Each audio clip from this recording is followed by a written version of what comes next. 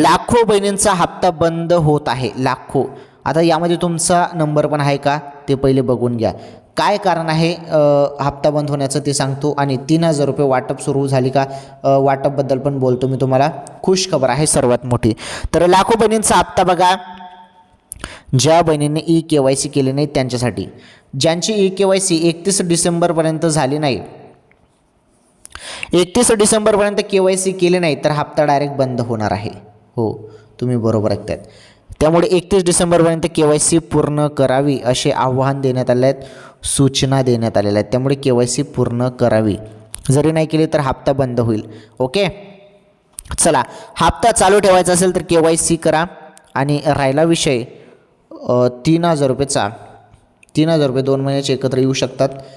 लाडकी बहीण योजनेचा 17वा आणि 18वा हप्ता दिला जाऊ शकतो अशी माहिती मिळत आहे. त्यामुळे मेसेजकडे लक्ष द्या. हप्ता पण तुमच्या खात्यामध्ये कोणत्या क्षणी आता जमा केला जाणार आहे. ओके.